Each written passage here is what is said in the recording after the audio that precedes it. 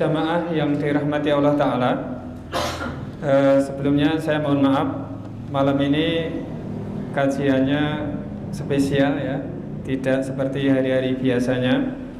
Sebenarnya kajian ini, pembahasan ini sudah, saya yakin para hadirin sudah paham semua, karena yang hadir saya yakin ini adalah para asatid, tapi tidak ada salahnya kita saling sharing ya. Nanti kalau ada perbedaan di antara cara pelaksanaan, karena masalah fikih itu sumbernya nanti banyak, dan saya juga mengambil dari berbagai kitab-kitab fikih yang ditulis oleh para ulama.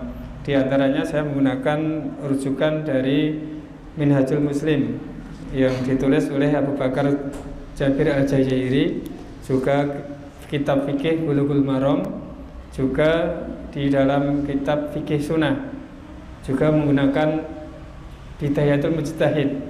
Jadi dari berbagai kitab-kitab fikih nanti mungkin ada sedikit perbedaan di dalam pelaksanaan cara mengurus jenazah, tapi sepanjang yang kita lakukan itu sudah berdasarkan nas yang bisa dipertanggungjawabkan, baik nas dari Al-Quran maupun dari sunnah Rasul dan juga para sahabat, insya Allah tidak ada permasalahan.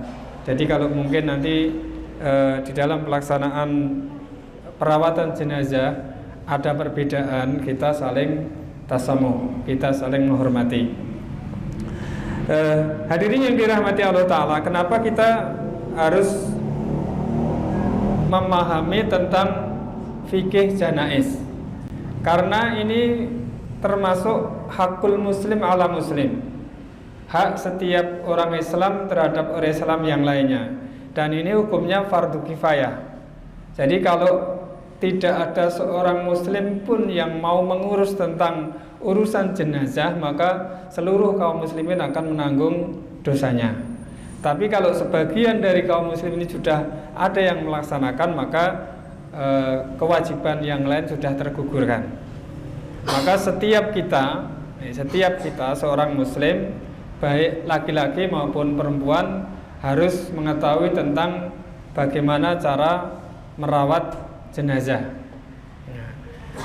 Sebelum kita masuk pada tutorial atau praktek bagaimana cara kita memandikan jenazah, sebelumnya kita mengacu pada firman Allah Subhanahu wa taala, bahwasanya Allah berfirman, kullu ummatin ajal fa idza jaa ajaluhum fala yastakhiruna sa'atan wa la yastaqdimun.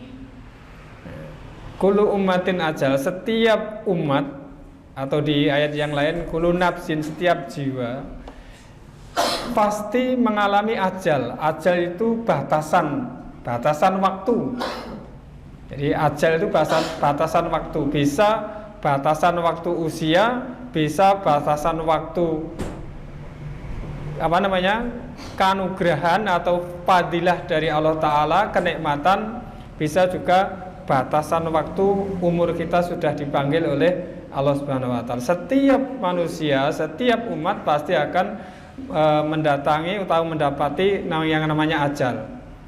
Fa idza jaa ajaluhum, maka setiap ajal itu sudah mendatangi kepada kalian, fala yastakhiruna sa'atan, maka kalian tidak akan mampu bisa mentakhirkan, bisa mengakhirkan sa'atan, walaupun hanya sesaat.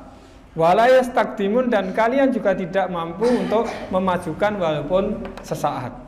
Termasuk di dalamnya adalah ajal itu kematian.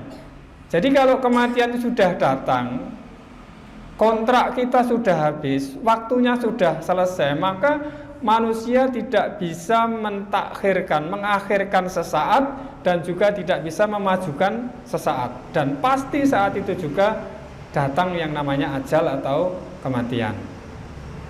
Hadirin sekalian yang dirahmati Allah Ta'ala, sebelum orang itu kedatangan ajal yang namanya kematian, kadang ada asbabnya dulu.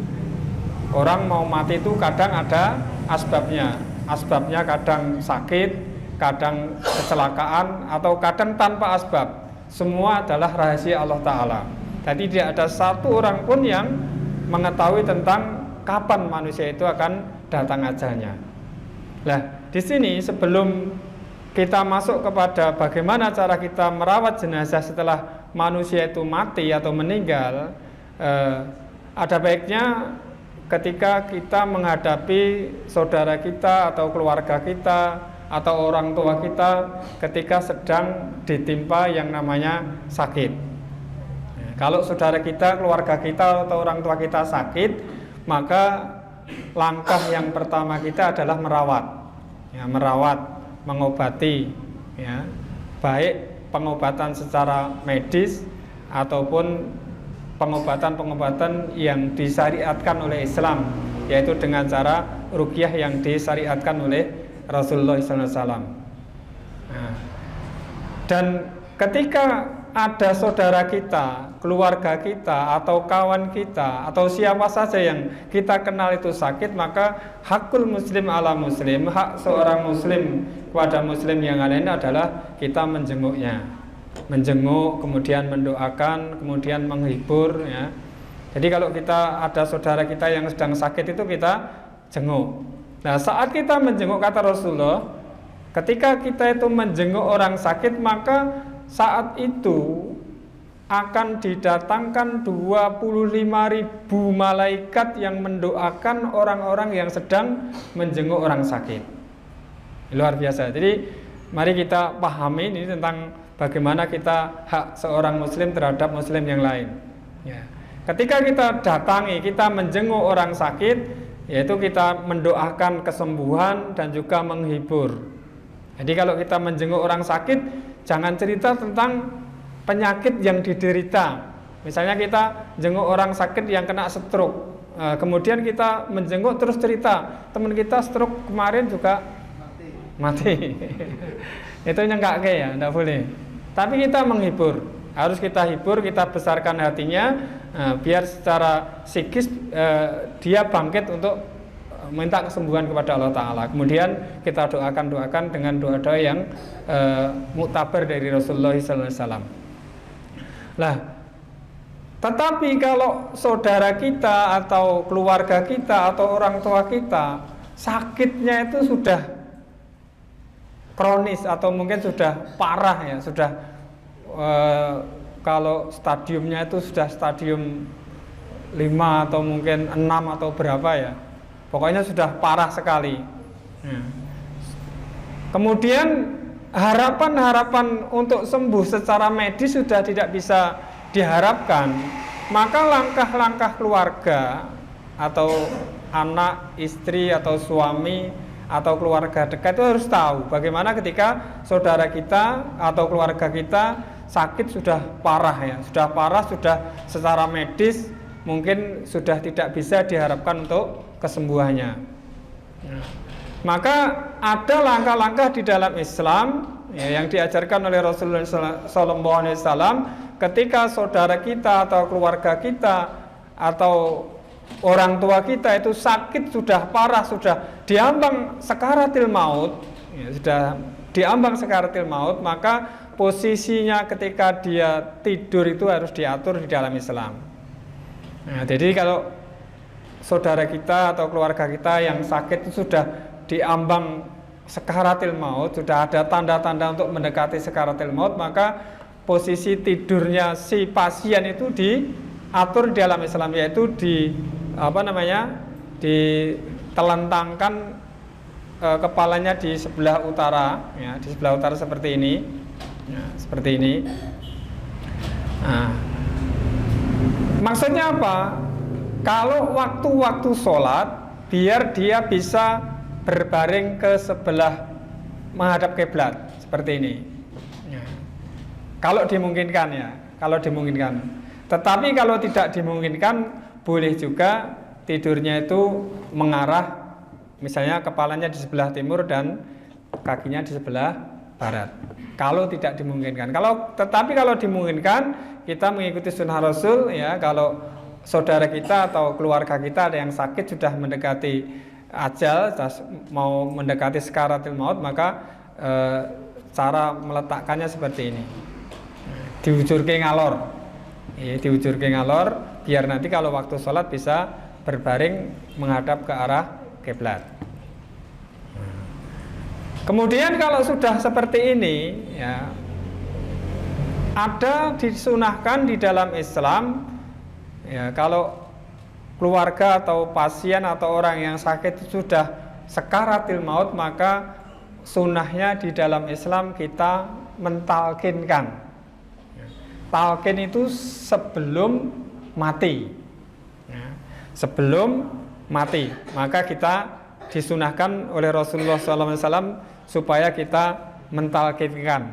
Rasul mengatakan, lakinu mautakum la ilaha illallah. Maka talkinkanlah orang yang mau mati di antara kalian dengan ucapan la ilaha illallah. Karena apa? Ketika orang yang mau meninggal, orang yang sekaratil maut itu bisa mengucapkan kalimah thayyibah la ilaha illallah, Rasul menjamin bahwasanya mangkana akhiru kalami, ya, barang siapa yang akhir ucapannya itu la ilaha illallah dakhalal jannah, maka dia akan masuk surga. Maka kewajiban orang yang sehat, baik itu istri atau suami atau anak atau saudara, ya, itu mentalkinkan orang yang sudah mendekati sekaratil maut. Dan cara mentalkinkan itu kita tuntun dengan ucapan la ilaha illallah. Kalau si pasien atau orang yang mau sekaratil maut itu sudah mengucapkan sekali la ilaha illallah, maka tidak perlu diulang. Tidak perlu ulang, ditunggu saja. Tetapi kalau si pasien atau orang yang sakit itu sudah mulai berkata yang ngelantur, itu kita ulang kembali. Jangan sampai ucapan yang terakhir itu adalah ucapan selain la ilaha illallah. Sebab kadang orang yang mau sekarat itu yang ditanyakan macam-macam, ya, macam-macam. Ada ketika waktu masih mudanya itu senengnya itu mbalangi pitik tanggane. Pas mau sekaratil maut tuh sing digoleki watu, golekno watu, nggo mbalang pitik kuwi, ngeten. Nah, ketika orang yang mau sekaratil maut itu mengatakan seperti itu, maka kewajiban keluarga untuk mentalkin. Biar ketika kalimat yang terakhir diucapkan itu bukan golekno watu tetapi la ilaha illallah. Lah nek wis ora iso muni pripun, Pak? Kalau sudah tidak bisa menirukan sama sekali, tetap para ulama sepakat dituntun dengan kalimat la ilaha illallah. Sebab kita tidak tahu, walaupun mulut mereka sudah tidak bisa berucap, tetapi hati mereka masih mungkin bisa menerima. Maka kita tetap wajib untuk menalkinkan. Disunahkan, disyariatkan untuk mentalkinkan dengan kalimat la ilaha illallah. Gitu ya. Atau di hadis yang lain, ya, kalau kondisi sudah seperti itu, Rasul bahkan pernah menyarankan supaya dibacakan Al-Quran, yaitu surah Yasin. Surah Yasin. Rasulullah SAW pernah bersabda, "Ma min mayitin yamutu fayaqra'u Yasin illa hawanallahu alaihi." Tiada seseorang yang di saat-saat menjelang kematiannya dibacakan surat Yasin kecuali Allah akan meringankan penderitaannya dalam sekaratnya. Karena barokahnya surat Yasin. Hadis ini diriwayatkan oleh Muslim, hadis yang ke-790. Ya. Jadi boleh juga, ya, ketika saudara kita atau keluarga kita atau orang yang sakit itu sudah mendekati sekaratil maut, kemudian kita bacakan surat Yasin. Dalam rangka apa? Dalam rangka kita memohon kepada Allah Ta'ala agar sekaratil maut yang akan diterima oleh si orang yang akan mati itu bisa diringankan oleh Allah Subhanahu wa Ta'ala. Nah, sekarang kalau sudah seperti ini, masuk kepada ketika orang yang sakit ini sudah meninggal dunia, sudah wafat, roh sudah dicabut oleh Allah Ta'ala. Apa langkah-langkah yang harus kita laksanakan ketika saudara atau keluarga kita meninggal. Yang pertama, ketika di antara saudara kita atau keluarga kita ada yang meninggal, langkah yang pertama ketika tubuh atau jasad jenazah ini masih hangat, maka segera kita mengambil langkah-langkah. Yang pertama adalah memejamkan matanya. Ya, memejamkan mata. Kalau Rasulullah mengatakan bahwasanya setiap ruh yang keluar itu diikuti oleh pandangan matanya, sehingga ketika orang meninggal itu kadang ada yang matanya terbelalak. Maka langkah yang pertama kita pejamkan. Caranya boleh seperti ini, ya, gini boleh, dua juga boleh, ya, gini, dari atas ke bawah. Kemudian mulut itu kadang juga menganga, ya. Ini juga harus ditutup. Kalau masih hangat, insya Allah cepat bisa segera mingkem, ya, segera tertutup mulutnya. Tapi kalau sudah agak lama, udah agak dingin, maka agak sulit, nanti bisa diikat. Cari kain, kemudian yang panjang diikat sampai sini. Nanti insya Allah sebelum dimandikan ini sudah bisa menutup, ya, baik mulutnya maupun matanya. Tetapi ketika masih hangat, insya Allah cepat, ya, masih cepat untuk ditutup baik mulutnya maupun matanya. Kemudian langkah yang berikutnya adalah, tapi ini secara matan hadisnya tidak ada, tetapi Syekh Shalih Utsaimin mengatakan termasuk disyariatkan untuk menekuk setiap persendian. Ini boneka rasa ditekuk, ya. Jadi setiap persendiannya ditekuk-tekuk. Termasuk ini, ya, kakinya juga diangkat sampai ke arah perut. Itu kalau masih hangat. Kalau masih hangat ini para fuqaha, ya, banyak yang melaksanakan seperti ini. Tapi ini tidak disunahkan. Artinya boleh ditekuk, boleh tidak. Kalau ketika dia sakit, itu biasa misalnya ada yang sedukul, ya, kakinya, ada yang sedukul atau tangannya sedukul. Kemudian waktu dia ajal, kalau dia posisinya itu masih hangat, itu bisa diluruskan. Kalau sulit, itu pakai air cuka dan air hangat. Cuka dan air hangat, cuka yang asli, ya, cuka yang asli dicampur dengan air hangat, kemudian dioleskan di persendian-persendian yang sulit untuk diluruskan. Biasanya kaki sama tangan itu. Asal masih hangat, insya Allah cepat. Tapi kalau sarafnya itu sudah mati, ya tidak bisa. Dan ini tidak boleh dipaksa, ya, tidak boleh dipaksa. Kalau mungkin sarafnya sudah mati membentuk misalnya sedukul, ya biarkan saja, nggak usah dipaksa. Dikriuk misalnya tidak boleh. Diperiuk, dipaksa sampai patah tulangnya nggak boleh. Ya itu nggak boleh, dosa hukumnya.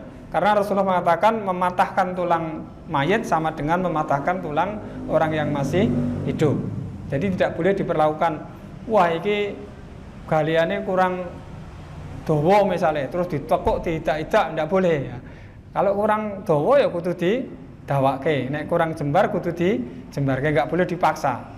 Jadi harus diperlakukan sebaik mungkin walaupun itu sudah jenazah, ya, jadi tidak boleh dipaksa, ya. Jadi yang tadi, ya, kalau sudah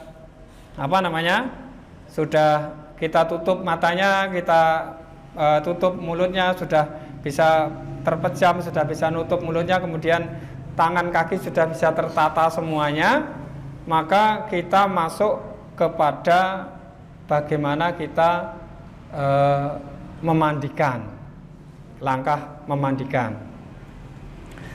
Jamaah yang dirahmati Allah Ta'ala, memandikan jenazah itu bukan kewajibannya Pak Mudin atau orkestra, ya, tapi kewajiban setiap kaum muslimin.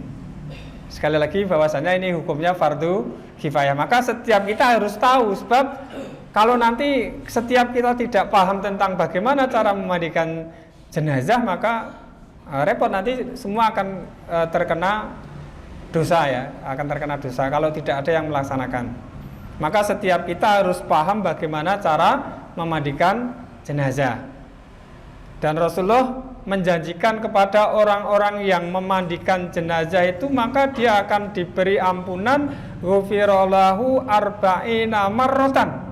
Orang-orang yang memandikan jenazah itu akan diberi ampunan oleh Allah Ta'ala 40 kali ampunan.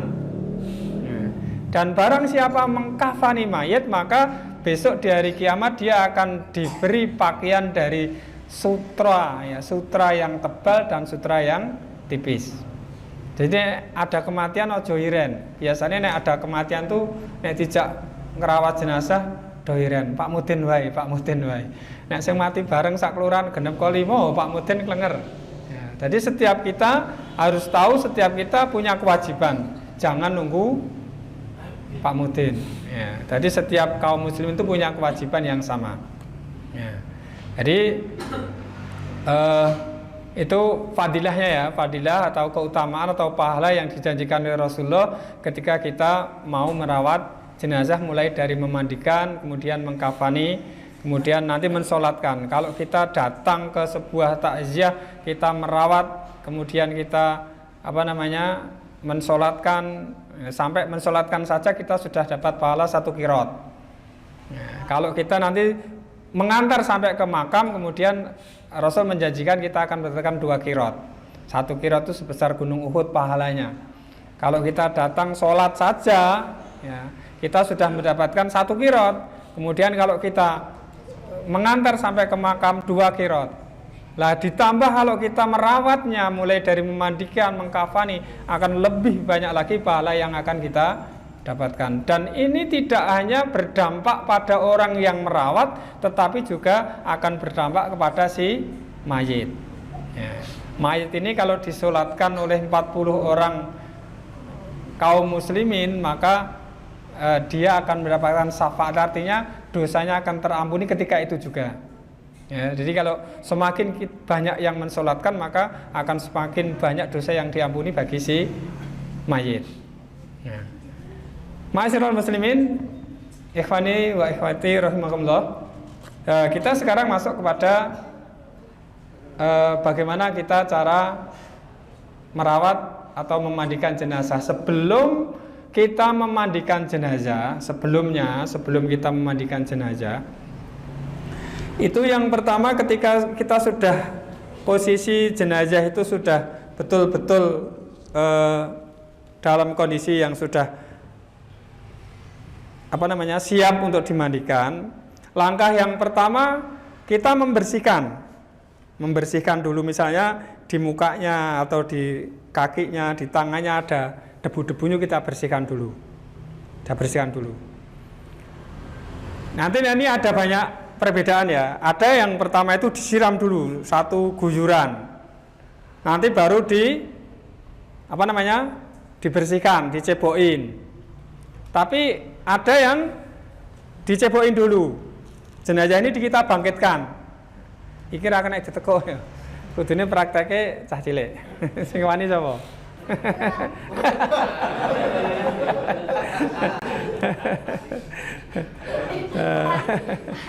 Kita bangkitkan ya. Kita bangkitkan gini kepalanya. Kemudian kita urut perutnya. Ya. Kita bangkitkan, kita urut perutnya. Dan ini tidak boleh terlalu keras ya, tapi dengan lembut.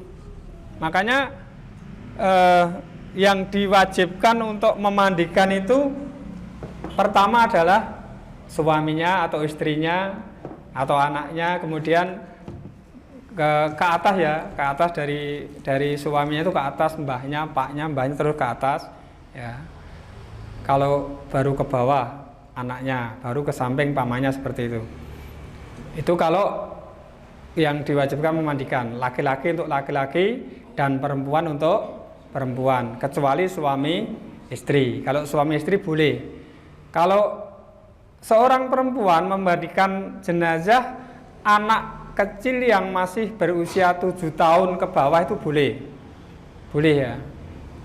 Tetapi kalau laki-laki memandikan jenazah perempuan yang masih usia 7 tahun ke bawah maka para ulama sepakat hukumnya makruh untuk laki-laki. Sebab mungkin libidonya laki-laki dengan perempuan kan beda ya.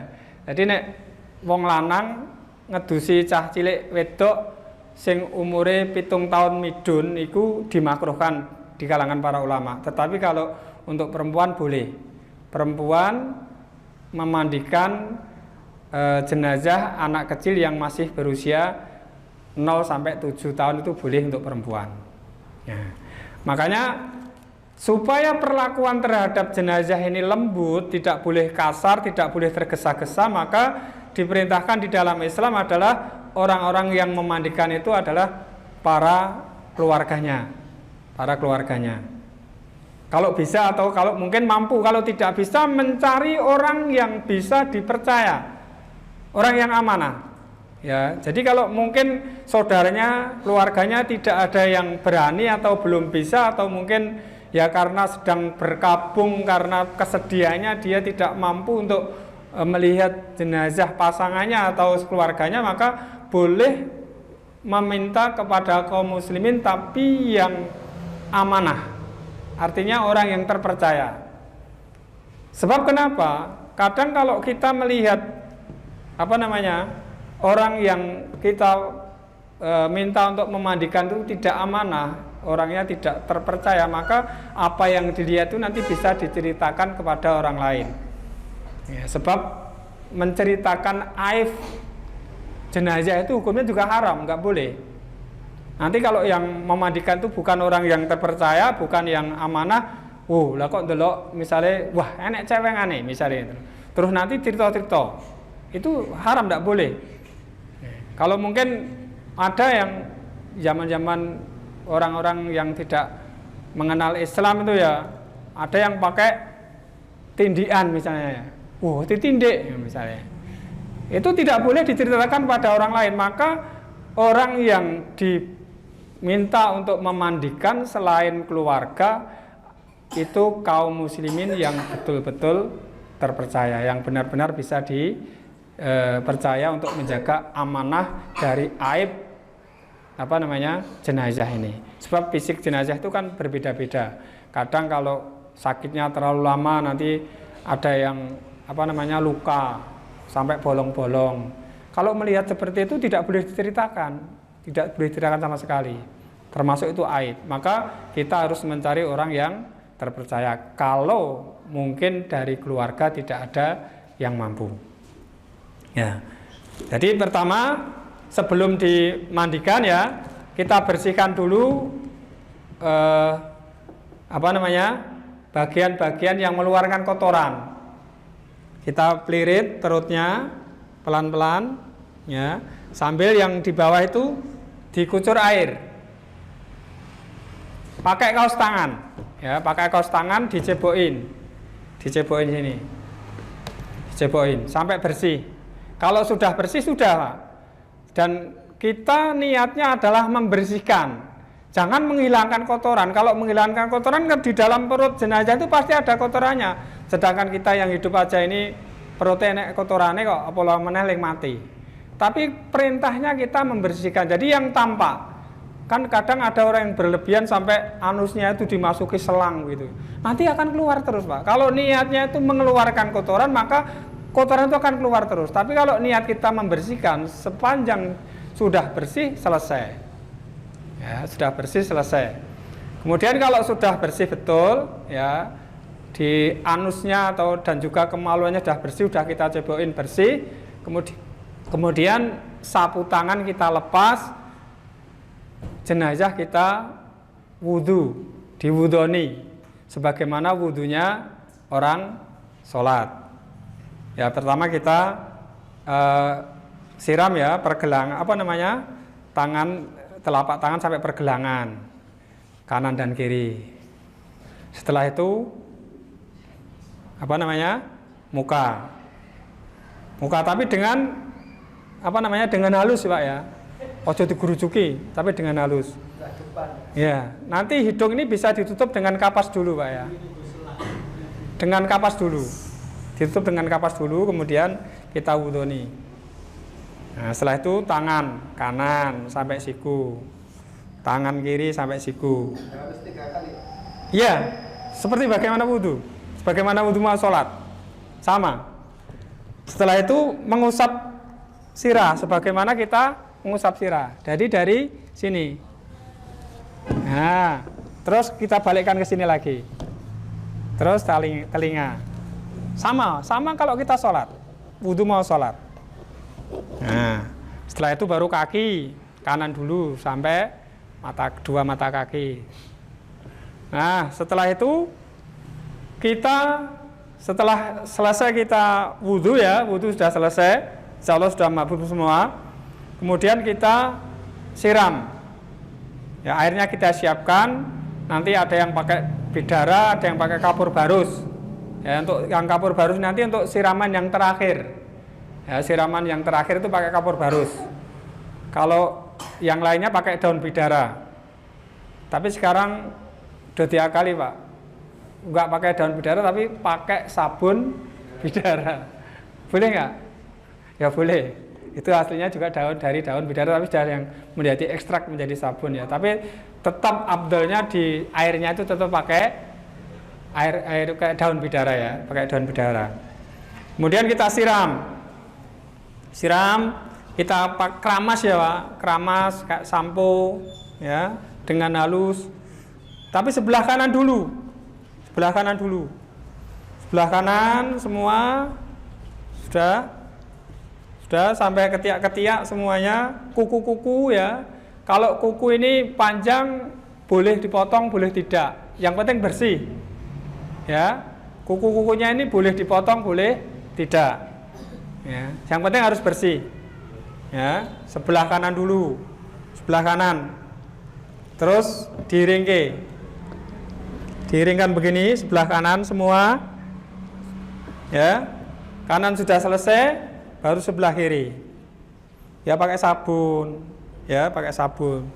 Digosok tapi dengan cara yang halus, semua dengan cara yang halus, jangan tergesa-gesa dan jangan kasar. Jangan kasar, atau diusuk. Jangan diusuk. Waktu memijit perut pun jangan diusuk. Kadang kan ada orang yang keterlaluan Pak. Maksudnya biar keluar kotorannya, itu pakai 2 tangan begini, dijot-jot. Tidak boleh ya, tidak boleh. Tapi dipelirit mawon. Kalau memang tidak keluar ya enggak apa-apa, jangan diharapkan supaya yang ada di dalam perut ini keluar. Ya kalau nggak keluar nggak masalah ya. Yang penting harus dijepuk dengan bersih. Kemudian sebelah kiri ya, sebelah kiri selesai kita iringkan begini ya, sebelah kiri ya kita siram, kita sabun bersih ya. Semuanya sudah selesai. Nah, kemudian siraman yang ketiga ini pakai kapur barus. Kalau 3 kali kok masih ada kelihatan kotor misalnya, kalau mungkin sakit dalam itu kan kadang keluar darah ya, keluar darah di hidung, kadang di mulut, kadang di telinga, itu ditutup dengan kapas ya. Jadi lubang-lubang itu ditutup dengan kapas supaya darah tidak mengucur keluar terus. Nah, kalau sekali lagi kalau 3 kali kok masih kelihatan misalnya masih ngisor kuping ini ireng-irenge atau gimana ya, masih kelihatan ada apa namanya dakinya, ada kokot bolote, ya disiram lagi tidak apa-apa. Boleh sampai 5 kali, pokoknya secukupnya sampai bersih. Kalau sudah bersih semua selesai, boleh diandui, boleh tidak, maaf. Saged mungkin terus diandui dengan anduk yang kering. Maksudipun mungkin kesanipun ketika mengkafani itu kain kafannya tidak basah, kersane mboten kloproh, mengke saged diandui dengan anduk yang bersih ya. Anduk sing resik aja anduk wis bar nganduki wedhus barang. Tapi anduk yang bersih ya, yang masih bersih kemudian diandui. Nggih. Pun nek bar selesai memandikan kemudian kita kafan, mengkafani. Nyandak mboten wektune, Pak? Langsung ya. Kain kafan itu untuk laki-laki minimal 1 lembar Pak. Kalau tidak punya ya, nek orang duwe babar pisan, kain kafan itu boleh 1 lembar. Yang penting sudah bisa mencukupi untuk menutup seluruh tubuhnya. Ya. Tapi disunahkan untuk 3. Ya, 3. Kalau wanita itu boleh sampai 5, Pak. Boleh sampai 5. Tapi kalau 5 mungkin berlebihan ya. 3 itu sudah insya Allah sudah mencukupi. Nah, cara mengkafani setelah kain itu dipotong, memotong kain itu misalnya ini ya, panjang jenayahnya segini. Nah, itu harus dilebihkan. Kira-kira 1 jengkal ya, sekilan soko sirah, sekilan soko kaki. Nanti biar untuk mengikatnya lebih mudah. Jadi jangan pas ya, jangan pas sak panjangnya ini, tapi kita lebihkan. Di atas 1 jengkal, kemudian di bawah 1 jengkal. Kita siapkan 3 lembar kain, kemudian kita siapkan 7 tali. 7 tali.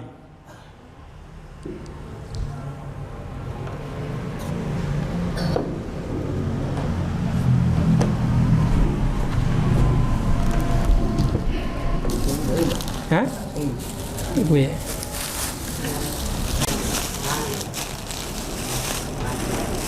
Hari ini.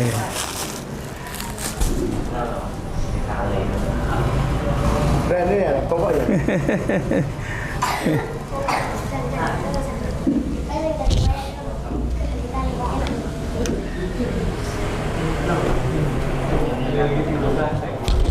Enggak.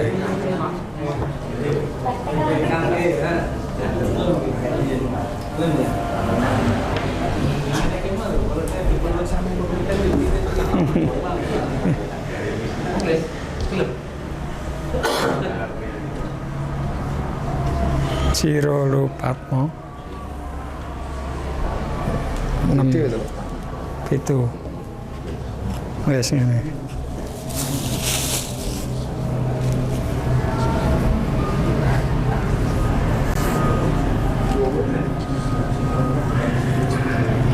Kain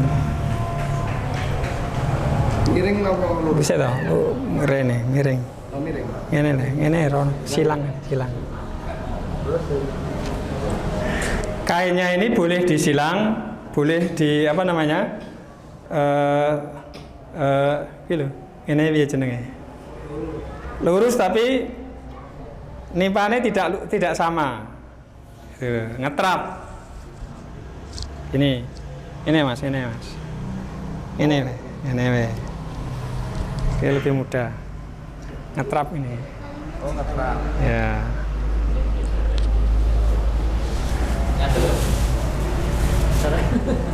aja Pak. Ya? Lepas sini aja malah kelihatan nanti posisi kainnya itu Pak. Iya. Jane penak wong.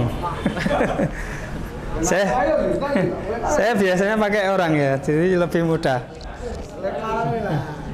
Satu apa? Hah?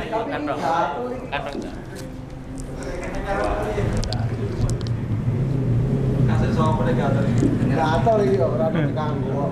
Syuting Mas. Iya, bantu. Yang panjang yang di tengah, Mak. Tengah yang paha sama apa jenenge? Weteng sama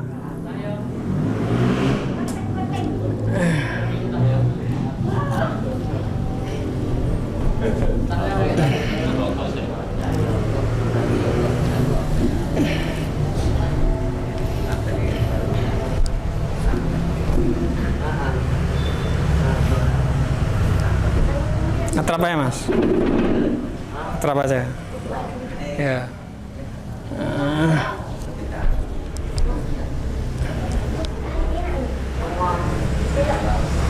Ini. Agak ke sini.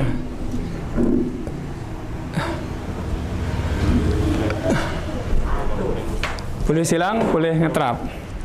Pakai pena piye.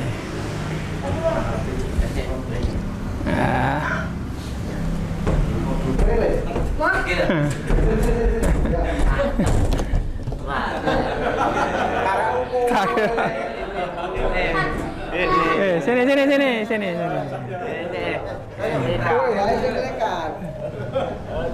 Ya. Atas sendiri. Ya Mas. Kanan. Ya. Terus yang ini. Disalipke. Terus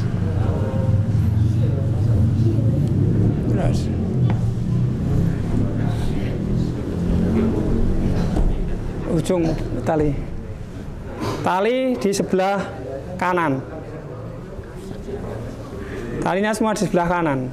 Ini kudu diusir-usir kayak kan pengen betul. Usah 4 tali ngono wae. Nek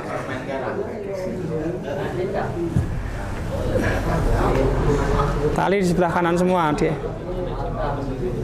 Enggak terang nih. Sebelah kiri nih, Pak. Hah? Ini kiri. Oh, kiri. Ya, kiri ini manit. Ya, kiri ini mayit. Ya. Ya. Ya. Aku madep gitu.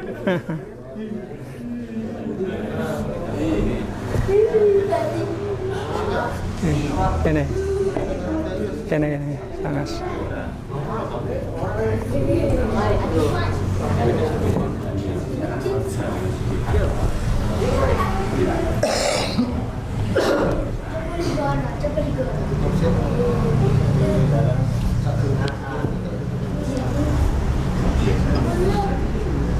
Ya nanti dikasih.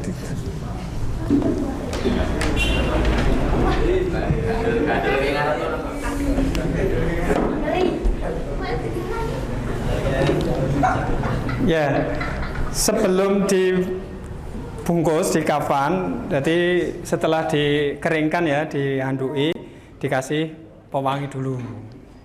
Dikasih pewangi dulu. Selain kapur barus tadi siraman yang terakhir, kemudian dikasih pewangi.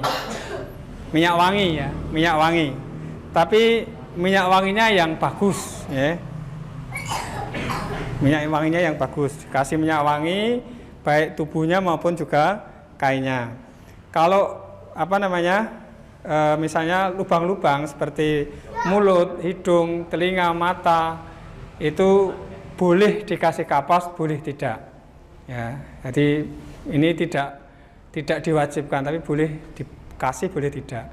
Kalau memungkinkan setiap lubang itu mengeluarkan darah, maka sebaiknya ditutup. Tapi kalau tidak dikasih kapas nggak apa-apa. Ya, dikasih minyak wangi dulu semua. Kemudian setelah itu kita kapan seperti ini ya. Caranya seperti tadi, boleh kainnya itu disilang miring ke sini ya. Diagonal, boleh seperti tadi, yaitu ngesap ya, boleh.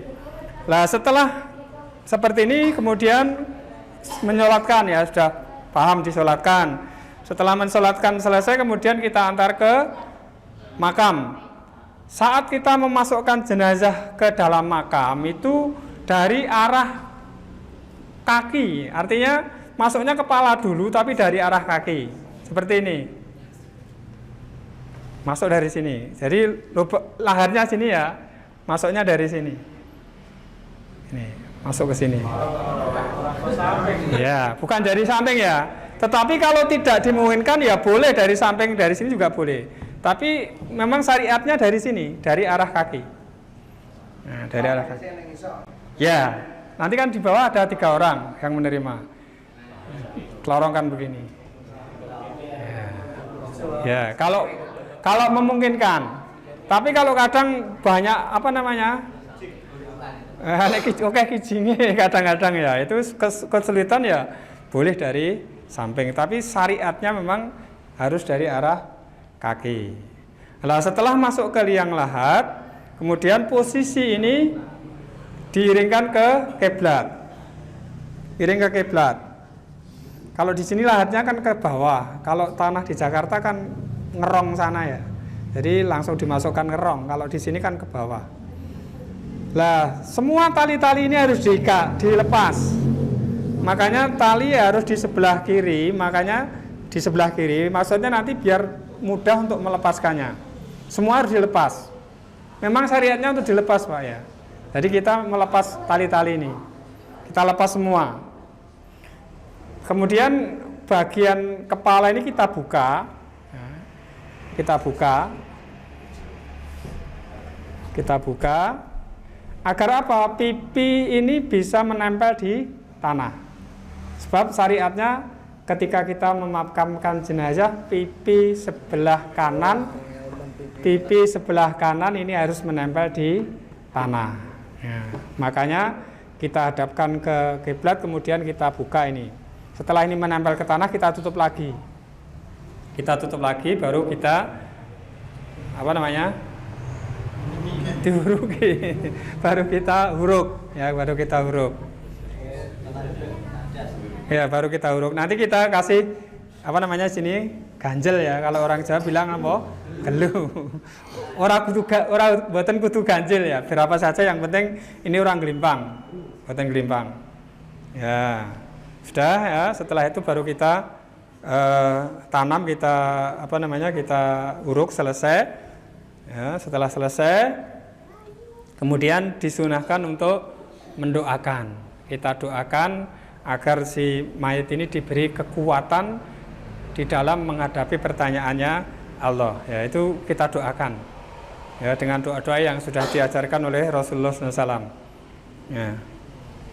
Ini cara kita menghadapi orang yang mau meninggal, kemudian setelah meninggal kita memandikan, mengkafani, kemudian kita menguburkan. Sebenarnya rangkaian dari tentang kematian itu masih sangat banyak sekali, tetapi karena terbatasnya waktu mungkin ini yang bisa saya sampaikan. Sekali lagi, kalau mungkin ada perbedaan di dalam pelaksanaan ya, karena banyak tentang kitab-kitab fikih yang menerangkan tentang bagaimana cara kita merawat jenazah, itu sah-sah saja, silahkan saja, tidak harus persis seperti yang saya sampaikan, dan juga sepanjang apa yang kita laksanakan sudah mengacu kepada apa yang disyariatkan oleh Islam, maka boleh kita laksanakan.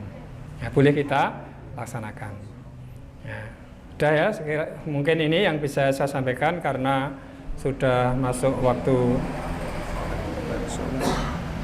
pulang ya, karena sudah isya ya, kurang dan lebihnya saya meminta maaf.